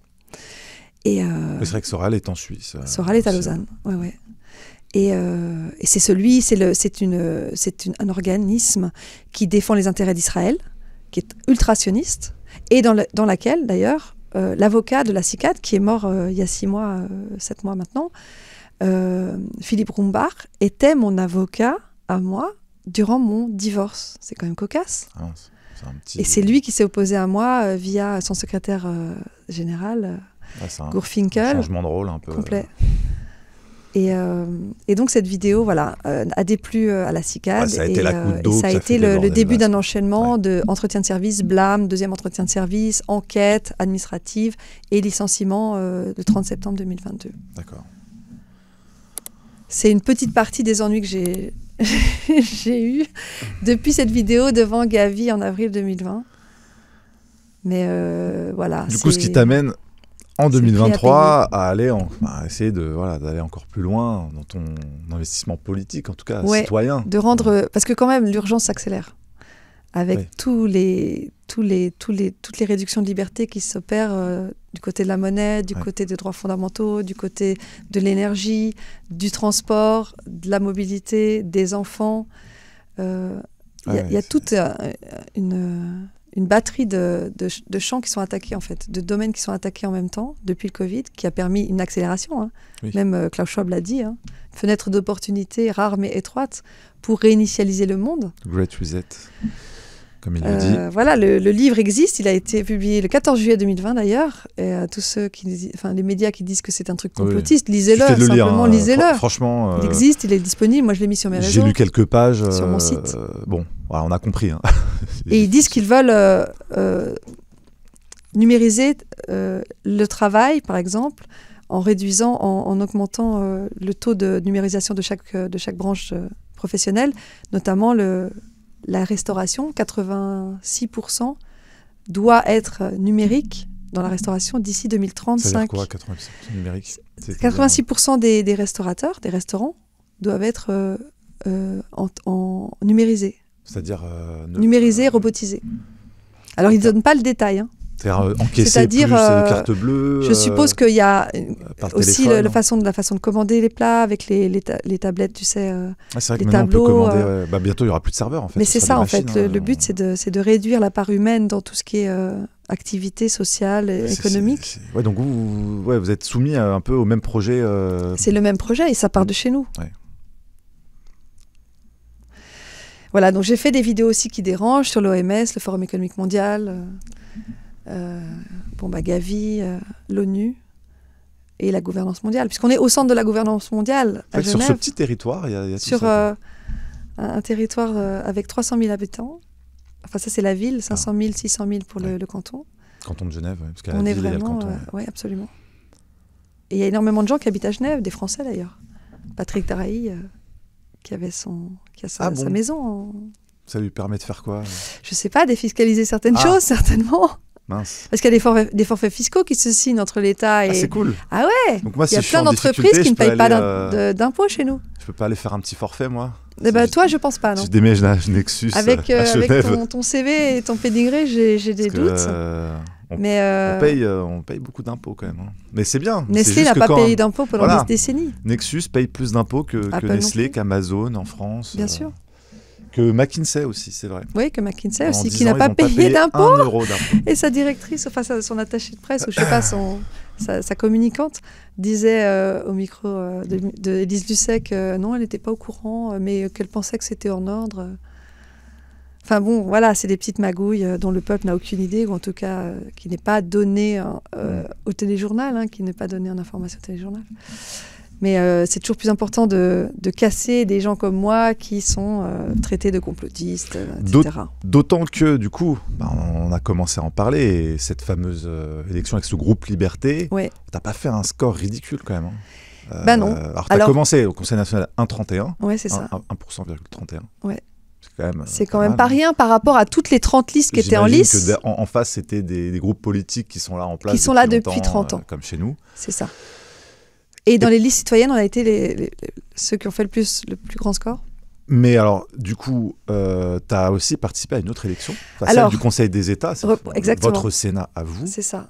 Alors, tu m'as dit on pouvait arriver qu'au deuxième tour. Là, il y a encore... Conseil national, c'est un tour. C'est ça. Conseil national, c'est un tour. Conseil des États, c'est 2 tours. 2 tours. Et on peut arriver au deuxième tour sans passer par le premier tour. Une autre des Genferei, comme on dit, c'est une spécialité genevoise. c'est une genevoiserie. C'est que chez nous, et ça je l'ai appris en 2021 avec une candidate au Conseil d'État qui s'est présentée au deuxième tour, mais pas au premier, on peut se présenter au deuxième tour, et pas forcément au premier tour. Encore une bizarrerie. Et le candidat de Peuple d'abord, parce qu'il y avait une autre liste qui était un petit peu sœur avec nous, on était apparentés, ça s'appelle.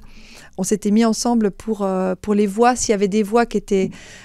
si la somme des voix qu'on avait ensemble permettait d'avoir un siège, ça pouvait permettre à l'une des personnes de ces partis, enfin c'est pas un parti, mais de ces listes, d'être quand même au Parlement suisse, si toutes les voix additionnées permettaient d'avoir un siège, tu vois. Il faut avoir combien pour avoir ce siège? Alors il fallait 7%. 7%. 7%, je sais plus exactement finalement, parce que 7% c'est le Conseil d'État. Pour le Parlement suisse, je pense que c'était... il y avait un certain nombre... Non, il y avait 12 sièges, c'est ça le truc. Il y avait 12 sièges, donc il fallait être dans les premiers 12. C'était pas un quorum, c'était vraiment le pourcentage qui faisait foi. Il fallait être dans les premières 12 personnes pour être pris pour le Conseil national. Et donc, Philippe Auberson, qui était le candidat de Peuple d'abord, qui s'était présenté au Conseil national et au Conseil des États, m'appelle le lendemain de l'élection du Conseil national en me disant « Je me désiste, j'aimerais bien que tu me remplaces au Conseil national, au Conseil des États pour continuer et pour être au deuxième tour, pour me remplacer avec Peuple d'abord. » Et moi, j'ai dit, mais t'es sûr qu'on peut? C'est bizarre, j'étais pas là au premier tour pour le Conseil des États. Il m'a dit, t'inquiète pas, ça s'est déjà fait avec Delphine Bachmann en 2021. Elle était absente du premier tour, elle s'est présentée au deuxième tour. Donc, il n'y a pas de problème. Petit tour de passe-passe. Et on l'a effectivement fait. Donc là, j'ai été taxée d'avoir pris la place de Philippe Auberson, alors que c'est lui qui me l'a demandé. Enfin, tu connais le genre de trucs qui peuvent être dits. Et on n'était plus que 6 candidats. Pour le Conseil des États, il y avait 2 sièges pour Genève. En fait, chaque grand canton a 2 sièges, donc il y a 26 cantons. Et il y avait une vingtaine de cantons qui demandaient 2 sièges et puis 6 cantons qui demandaient 1 siège. Donc ça fait 46, je crois. Oui, c'est ça, ça fait 46. Et donc, on remet tout en branle, on refait les stands, on refait une affiche en quelques heures. Enfin, ça a été vraiment un concours d'énergie déployée et de sous, parce que mine de rien, heureusement, on a été aidés par les gens, les gens qui nous soutiennent. Et j'ai aussi emprunté à ma mère. Enfin bon, bref, ça a été 16 000 francs en tout, 8 000 et 8 000 à peu près. Et on est reparti pour ce deuxième tour, qui a été accepté. Et le truc, c'est que là, les sabotages qu'on avait déjà eus pour le Conseil national, à savoir des affiches qui n'étaient pas collées, à savoir des attaques de mon site inédites pendant cette période, à savoir des diffamations, à savoir des procès qui ont été faits où j'ai été convoquée pour un enregistrement complètement ridicule l'année d'avant avec ma conseillère du chômage. Voilà, après ça, on en parlera peut-être. Ouais, il y a un enchaînement de... Tu as enregistré quelques minutes. 5 minutes, même pas. De la conseillère du chômage, parce que j'avais que tu as dû diffuser, mais en préservant son anonymat. Alors, pas d'identité, voilà. Anonymat total de la personne, on ne savait pas qui c'était. Aucun propos diffamant ou préjudiciable ou injurieux. Pas d'indication sur le lieu, pas d'indication sur la date. Donc, rien qui ne permette d'identifier la personne et rien qui ne permette de porter préjudice à quiconque. À part à moi, du coup, donc parce que dans mon canal Telegram, parce que je l'ai publié dans le canal Telegram, et puis j'ai des personnes qui ont été s'adresser à l'Office cantonal de l'emploi pour dire, attention, elle a mis une vidéo. Moi, je l'ai retirée au bout de quelques heures, parce que j'ai demandé à mon avocat si c'était légal, enfin, si j'avais le droit de faire... C'était audio. Hein. Audio, bon. Et il m'a dit, je ne sais pas, mais dans le doute, c'est peut-être mieux de l'enlever. Je l'ai enlevé. Et ensuite, il y a une plainte qui a été très rapide pour le coup, parce que moi, j'ai porté plainte contre beaucoup de médias qui m'ont diffamé. Elles n'ont jamais abouti avant 2 ans. Forcément. Et elles ont été non entrées en matière, etc.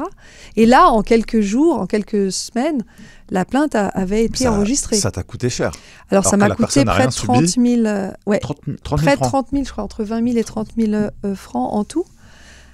J'ai été condamnée pendant la campagne. Donc évidemment, les médias en ont fait leur chou gras. Chloé Framery condamnée, sans dire évidemment exactement ce que c'était. On dit condamné, on a l'impression que c'est un condamné pour un enregistrement illégal Alors que même pendant l'audience, la dame qui a porté plainte, mais elle nous a dit que c'était pas elle, enfin, c'était pas forcément elle qui avait initié la plainte au départ, parce qu'elle a dit Joker, quand on a demandé si c'était l'office cantonal ou elle a dit Joker.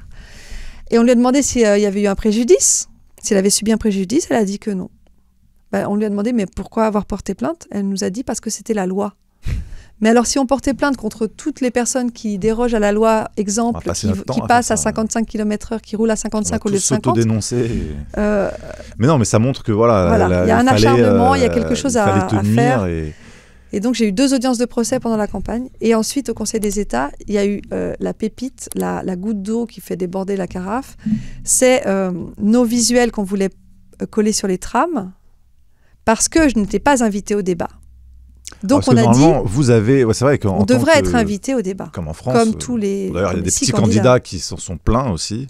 À l'époque, je me rappelle François Asselineau, etc., dont la représentation. Exactement, c'est un petit peu similaire. Était tellement faible qu'il, je pense qu'il a fait une procédure. Alors je sais pas si elle a abouti. Je sais pas. Mais en effectivement. Tout cas, vous aussi, ils ont une obligation aussi de vous laisser un temps de parole. Équitable, en tout cas que le public ait accès à ce qu'on propose et à nos idées et à nos projets. Pas du tout. Il y a eu 50 secondes par-ci, 2 minutes par-là, mais rien sur les sujets brûlants, à savoir traiter pandémie de l'OMS, sexualisation des enfants à l'école, agenda 2030, placement abusif, monnaie des espèces qui disparaissent et les bénéfices de la BNS qui ne sont pas reversés.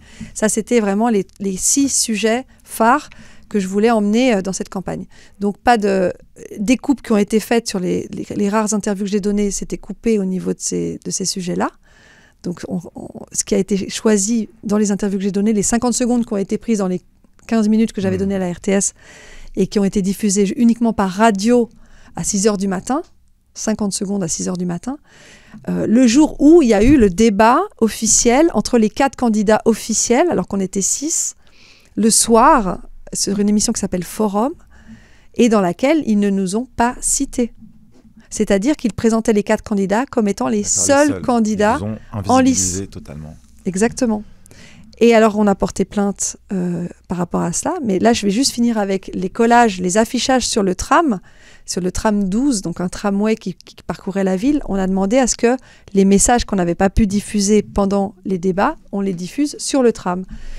Alors, ils nous ont dit que tout était bon, on a tout donné, on a travaillé en 24 heures, un truc de dingue, en équipe à 4 personnes.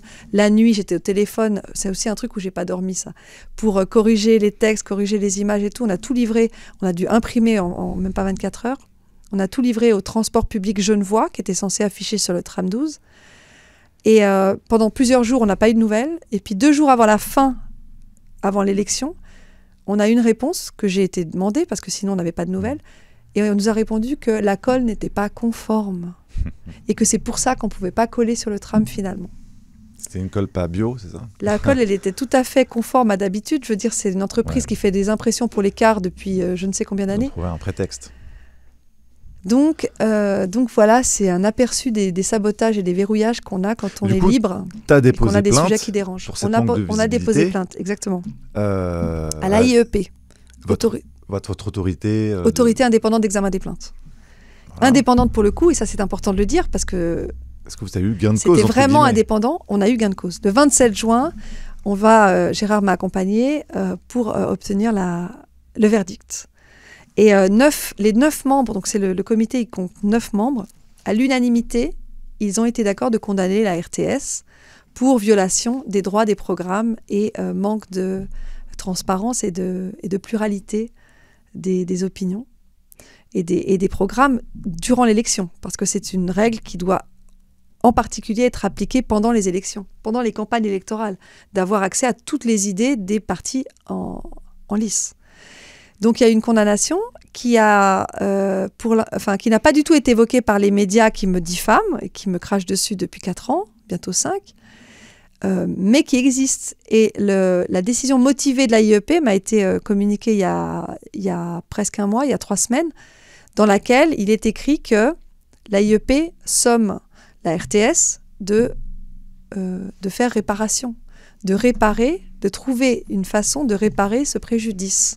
Et c'était marqué qu'ils avaient 30 jours à partir de 60 jours à partir de la notification et 30 jours depuis, je ne sais plus quelle date. C'était quand la notification? Alors, il me semble que la notification, c'était le 19 décembre. Ou 18 décembre. Donc, ils ont 60 jours à partir de là pour réparer, c'est-à-dire pour vous donner la parole? Alors, qu'est-ce que ça veut dire réparer quand une élection est passée et puis que les résultats m'ont donné 4,1%? Oui, donc tu as eu quand même 4,1%. Malgré l'invisibilisation. Ce qui est quand même assez conséquent. Assez conséquent, Ouais. Et d'ailleurs, j'ai eu à peine 2 minutes pour m'exprimer en direct sur l'Aimant Bleu le jour de l'élection, où j'ai parlé du traité pandémie, etc., où le journaliste Jérémy Sédou était rouge tomate. Enfin, voilà. Parce que là, tu t'attends à quoi? Quand je suis en électron libre, il n'aime pas. Ce qui t'invite pour une petite interview de 5 minutes? Je m'attends à ce qu'il botte en touche, mais en même temps, s'il y a une demande légale, je ne sais pas comment ils feront. J'imagine qu'ils vont me proposer une interview et qu'ils vont la couper. Contact de leur part, rien du tout. Bon. Rien du tout. Mais comme quoi, quand on s'accroche, qu'on lâche rien, on obtient parfois des petites choses. Et l'essentiel, c'est que les gens connaissent... En fait, moi, mon but dans mon militantisme, c'est de mettre à disposition les informations. C'est que les gens puissent faire leur choix en connaissance de cause, sans être manipulés. Donc, alors, suite au tram, juste pour finir l'anecdote, on a collé nos visuels qui étaient censés être destinés au tram 12 sur une camionnette qu'on a louée, la camionnette de la Liberté. Et on a circulé plusieurs jours dans la ville avec la camionnette. Et on a permis de donner l'information à certaines personnes qui ne connaissaient pas le traité pandémie de l'OMS, par exemple. C'est les petites méthodes à l'ancienne, quoi. Mais oui. Qui fonctionnent. Et puis, en tout cas, tu perds jamais espoir. Non, jamais. Jamais. C'est peut-être ça qui les embête. Oui, c'est ça. Avec tout ce qu'ils ont fait contre moi, j'ai toujours l'énergie, le sourire et l'envie de continuer. Parce que du coup, toi, tu as quand même tous tes réseaux. 11 réseaux. 11 réseaux, mon site que j'ai fait il y a le site chloéframery.ch, ouais. C'est vrai. Et ton groupe Telegram, où j'ai vu ton canal Telegram, Chloé F, canal info officiel. Où il y a quand même la majorité... Il y a pratiquement tout ce que je fais dessus. C'est là où je suis la plus assidue. Par contre, YouTube m'a banni il y a 4 ans. Donc YouTube, tu sais plus. Wikipédia dit que je suis youtubeuse ou Conspiracy Watch, je ne sais plus, dit que je suis youtubeuse. Je ne suis pas du tout youtubeuse et je ne suis plus depuis 4 ans, donc mettez-vous à jour. D'ailleurs, c'est plutôt Twitter. Alors Twitter, j'y suis de moins en moins, mais j'ai quand même presque 50 000 abonnés. Mais surtout le canal Telegram, mes vidéos sur Odyssée, Crowdbunker. Ça, c'est bien de le rappeler parce que c'est vrai qu'on a reçu en plus Mathieu Crowdbunker parce que c'est encore un des derniers réseaux libres. Alors Odyssée, c'est vrai, mais Odyssée a quand même fait quelques petites censures sur ces dernières années. Donc bon, même si il laisse beaucoup de vidéos, Crowdbunker, c'est totalement libre. Crowdbunker, c'est un indépendant. Hein. Et d'ailleurs, tu m'as dit que tu as pu établir ta cagnotte dessus. Enfin, c'est pas ma cagnotte en fait. C'est Éric Loridan. En fait, c'est pas pour payer les frais, mais Éric Loridan, donc le docteur Éric Loridan, qui a été très actif pendant le Covid pour dénoncer. Ah oui, parce que j'ai pas dit tout, mais j'ai été ma propre avocate dans un procès le 1er octobre contre 2 journalistes que j'attaque en diffamation parce qu'ils m'ont diffamé largement, des journalistes de ID News qui ont fait un média suisse. C'est un média suisse. Et en disant quoi? Moi ou pour quelle diffamation ils ont... Toutes les diffamations qu'ils ont faites sur une trentaine d'articles depuis 2020. Ils ont dépêché un journaliste de leur maison pour m'infiltrer en 2020, dans l'été 2020, pour ensuite faire un reportage en se faisant passer pour un journaliste déçu des mainstream qui voulait m'aider. Sympa. Donc il mentit sur toute la ligne avec... il a refabriqué son profil, tous ses profils de réseaux sociaux pour faire coller son narratif, son mensonge au décor. Et ensuite, reportage le 28 septembre qui sort, ou le 29 2020, au cœur de la complosphère. 8 épisodes, 5 épisodes bonus. Ah ouais. Je suis citée 66 fois sur 66 pages. Ah, c'est rentable. Un livre. Hein. Ah oui, ça oui. a dû lui rapporter de vendre 8 épisodes. Beaucoup, ça les a fait émerger, ça les a fait connaître. D'accord. On n'a pas droit d'auteur dessus, bizarrement. Mais bon. Ensuite, un livre gratuit, enfin un livre de 120 pages, je ne sais plus, ou 80 pages, enfin peu de pages, mais je suis presque à toutes les pages, traité de tous les noms. Et des vidéos aussi contre moi, avec des images que Sami Zaïbi, le journaliste de ID News, avait prises pour Agora TV de moi, qui ont été utilisées par ID News. Donc là, il y a usurpation dans tous les sens, le code des déontologies du journalisme qui a été bafoué et violé. Voilà, donc ID News a fait la saison 1, au cœur de la complosphère, et la saison 2, en 2021. Les complotistes, que sont-ils devenus? Dans lequel il y a aussi Astrid Zuckelberger, qui est à l'honneur. Moi, j'ai 2 ou 3 articles sur moi, De nouveau, je suis citée à toutes les sauces avec des photos. Ils ont essayé de me traiter de raciste, ça n'a pas marché. Enfin, ils ont vraiment essayé plein de choses. Coller toutes les étiquettes. Oui, me coller à Hitler, donc me traiter d'antisémite en m'assimilant à Hitler, avec le protocole des sages de Sion dont j'aurais fait la promotion, complètement faux. Enfin, j'ai diffusé une gazette dans laquelle, à la fin, dans les conseils de lecture, en tout petit, que je n'avais même pas vu, il y avait les protocoles des sages de Sion. C'est devenu la promotion des protocoles des sages de Sion, etc. Donc j'ai porté plainte, comme toujours, en diffamation. Et cette plainte, qui date de 2021, a été déboutée par le procureur général à l'époque, qui déboute tout, systématiquement, tout ce qui vient de moi. J'ai fait recours et pour une fois, le recours a abouti. Donc ça a donné lieu à un procès le 1er octobre 2024. Mais mon avocate m'avait lâché juste avant, donc j'étais devenue sans avocate. J'ai plaidé ma cause face à un juge, 3 avocats et 2 accusés, 2 journalistes, Serge Michel, Grégoire Barbet, qui les deux ont aussi un passé sulfureux. Grégoire Barbet a été inculpé pour fait... pour violence et menace sur son ex-compagne, enfin bref. Serge Michel a menti en plein procès en disant qu'il arrivait à lire à 2 mètres les protocoles des sages de Sion. Bref, ça n'a pas d'importance. Ils ont été acquittés. Pour le juge, ça n'a pas d'importance. Okay. Et j'ai été sommée de leur verser leurs frais d'avocat. À peu près 24 000 francs. Ah ouais, donc, oui, en fait, c'est 11 000. Tout est 2 fois ou 3 fois plus cher. Fois 2, fois 3. Plus des frais de justice de 1 542. Donc en tout, j'en avais pour 24 000 à peu près. D'accord. Seulement, je suis sans revenu depuis juillet. J'ai été virée donc, en 2022. J'étais au chômage pendant 2 ans. Et puis fin juillet, ça s'est arrêté. D'accord, ouais. Et donc, j'ai vu noir. Là, le sol se dérobait sous mes pieds. J'ai mis quelques semaines à m'en remettre. Tu as fait un premier appel aux dons sur une plateforme? J'ai fait aucun appel aux dons, en fait. Enfin, je crois que j'ai écrit ce qui s'était passé, mais sans demander D'accord. C'est spontanément les gens qui ont... Et c'est là que Éric Loridan m'a contacté et m'a demandé s'il était d'accord que qu'il fasse une cagnotte pour moi. Et moi, j'étais extrêmement touchée par ce geste. Et il y a d'autres personnes qui se sont agglomérées à Éric pour mettre en place cette cagnotte, d'abord sur Papayou, P-A-Y-O-U-X, qui m'a bloquée. Donc, ils ont lancé la cagnotte, et cette cagnotte a été bloquée au bout de 12 heures. Il y avait déjà 11 000 euros. Ah ouais, 11 000 euros bloqués. Ouais, c'est beaucoup. Bloqués parce que, soi-disant, je suis trop politiquement exposée et qu'ils n'ont pas les épaules assez solides pour résister aux associations et aux lobbies. Et donc, l'argent des donateurs, au départ, on ne savait pas s'il allait leur être rendu, parce qu'il n'y avait pas vraiment de réponse de Papayou. Et finalement, Éric a décidé de s'en remettre à Mathieu de Crowdbunker pour faire la deuxième cagnotte. Du coup, ça a été toute une organisation, un temps fou passé là-dedans, pour dire aussi aux gens de récupérer leurs dons, etc. Et donc, cette cagnotte, je ne l'ai pas encore touchée de toute façon parce que je n'ai pas reçu encore la facture. Ça m'a été annoncé dans le procès, par le tribunal, mais je n'ai pas reçu. C'est une affaire qui n'est pas encore terminée. Non. Mais c'est bien de le rappeler en tout cas que sur Crowdbunker, on peut aussi faire des cagnottes citoyennes, libres de toute pression. En tout cas, Mathieu fait un énorme boulot. Allez voir l'interview qu'on a pu faire il y a quelques semaines avec Mathieu et Johan Fakra. Ils ont fait aussi Holy Time. Enfin, bref, c'est bien de voir des citoyens quand même qui se bougent, qui se mobilisent et qui ont des solutions dans le numérique. C'est ça. Justement, on dépend de ces GAFAM, de ces gros Tipeee, etc. Toutes ces cagnottes pour beaucoup, qui ont un fil à la patte, quoi. Enfin, toutes ces... Voilà. Et c'est bien qu'il est citoyen. Bon, alors ça lui prend un temps fou, il gagne pas vraiment. C'est pas le but. C'est pas le but, mais c'est parce que mais lui, au moins survivre. C'est un codeur, c'est un geek, qui sait faire. Ouais. Il peut aider là-dedans, et c'est vrai qu'on a besoin de ces solutions-là en tant que citoyen. Mais effectivement, bon, tu es dans la ligne de mire. Ouais.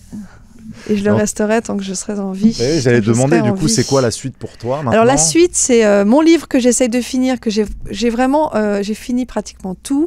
C'est un livre sur quoi ? Je fais un livre sur mon parcours, sur certaines découvertes que j'ai faites pendant le Covid, sur Dieudonné, Francis Lalanne. C'est aussi moi. Alors ça, c'est quelque chose qu'on ne sait pas, mais... C'est toi la passerelle. C'est moi la passerelle, en fait. Je suis la passerelle souvent. C'est vrai que c'est le duo improbable. Ça se sait pas. Alors, j'explique peut-être juste pour... du coup, je livre un peu des scoops, mais comme ça n'a pas été dit, je le dis. En 2019, lors de la marche, la chaîne humaine qu'on a organisée pour soutenir les gilets jaunes victimes des violences policières, avec un dossier qu'on a donné à l'ONU pour que ça s'arrête et pour condamner la France, on était donc sur la place des Nations, c'était le 31 août 2019, et Francis Lalanne était là aussi. C'est là que je l'ai rencontré pour la première fois. Et on a passé la journée ensemble, on a pris la parole ensemble, etc. Et à la fin de la journée, on s'est pris dans les bras, il m'a dit « Oh, t'es vraiment quelqu'un de génial. Il y a juste un truc qui va pas, c'est ta proximité avec Dieudonné. » Parce qu'il avait vu la vidéo qui avait fait polémique. Et là, je lui ai dit « Mais je crois que tu connais pas Dieudo, tu sais pas qui il est pas du tout ni raciste, ni antisémite, ni quoi que ce soit. J'aimerais bien que tu le rencontres pour te faire ta propre idée. » Et de là a découlé ma tentative pendant 1 an de créer un rendez-vous, d'organiser un rendez-vous pour qu'ils se rencontrent. Alors, il y en avait toujours un qui avait un concert, l'autre qui avait un spectacle, etc. Donc, on n'a pas réussi à mettre ça en place, mais ils étaient partants. Et Francis m'a dit par la suite qu'il avait été d'accord parce que ça lui avait fait bizarre qu'une personne comme moi, pour qui il avait de l'estime, il m'a dit, avait de l'estime également pour Dieudo et que peut-être ça valait le coup d'aller creuser un petit peu. Ça l'avait ébranlé dans sa croyance que Dieudo était vraiment quelqu'un de diabolique. Et finalement, en 2020 ou 2021, je leur ai passé les numéros l'un à l'autre pour qu'ils puissent se contacter. Et finalement, ils se sont contactés. Au début, j'étais l'intermédiaire et après, ils se sont contactés directement et ils se sont rencontrés. Et voilà, de fil en aiguille, ça a donné un spectacle. Voilà. Ce qui est complètement improbable, mais voilà. J'ai pas vu d'ailleurs. Donc dans ce livre, j'en parle aussi. Et en fait, ce livre, il a pour objectif de donner la force aux gens, de croire en leur potentiel, leur puissance. Et que même malgré les embûches, on peut survivre et même mieux que ça, on peut être heureux et épanoui en étant dans sa ligne, en fait, dans son alignement, en étant en cohérence avec nos valeurs. Et voilà, donc ce livre, je l'ai beaucoup écrit cette année, je suis à presque 280 pages, mais j'ai pas envie non plus d'arriver à 300 parce que ça fait trop. Donc ça, c'est vraiment la chose que je souhaite finir, en plus d'alimenter mes 11 réseaux, de répondre aux gens, de faire mon émission Libérer l'info, notre émission 1 fois par mois, de faire ma newsletter 1 fois par mois. Et de répondre à tes procès. Et de répondre aux procès, et de faire toutes les procédures. Ouais, il y a beaucoup de choses. Beaucoup, ouais. Et tu resteras en Suisse en tout cas. Pour l'instant, pas prévu de... Je suis souvent loin, je suis souvent en voyage. Hein. Je vais partout, conférences, événements. Je suis assez disponible pour rencontrer les gens. Et tu as un titre pour ton livre ? Pas encore. Pas encore. Bon, alors ça, ce sera la surprise bientôt. Ouais. En tout cas, écoute, j'espère qu'on pourra te recevoir à nouveau pour parler de cet ouvrage. Ouais, volontier. Replonger Merci, un Marc. peu dans toutes ces anecdotes. En tout cas, moi, j'étais ravi de te recevoir et de refaire un petit récap comme ça, de découvrir en même temps, par la même occasion de cette interview, tout le parcours que tu as eu avant le Covid. Ouais. On voit souvent les gens qui sont mis un peu sur le devant de la scène depuis le Covid comme des personnes qui ont émergé à ce moment-là. Émergé, et ça a été un tremplin pour eux. Et finalement, pour beaucoup, dont toi, y a eu un parcours qui était tout à fait cohérent avec ce que tu as fait après, mais bien avant. Et je trouve ça très intéressant qu'il y ait des citoyens qui sont investis comme ça, avant sous les radars et maintenant largement au-dessus des radars, d'où toutes les difficultés que tu as eues. Tous les problèmes, mais aussi le soutien. C'est vraiment la médaille à deux faces. Il y a le positif, il y a le négatif. Oui, tu as recueilli, j'espère, en tout cas, beaucoup de soutien. Beaucoup de belles âmes, beaucoup de personnes qui sont là. Et merci à vous. Merci de nous avoir partagé tout ça, d'être venu jusqu'à Nexus pour cette interview. À toi de merci à tous ceux. Et puis le combat continue, hein. On lâche rien. On est toujours là et merci en tout cas à tous ceux qui nous suivent et qui nous soutiennent de nous soutenir en tout cas grâce à notre magazine. Je vous fais une petite... Bravo et bravo à vous. Petite visibilité de notre média qui est en kiosque et qui est sans pub. Le titre est éloquent. Hein. Et on est dans le thème depuis toutes ces années en tout cas. On continuera toujours dans l'échange de partage et j'espère que tu auras des belles surprises. Je pense. Bon, à bientôt Chloé. À bientôt Marc, merci à toi.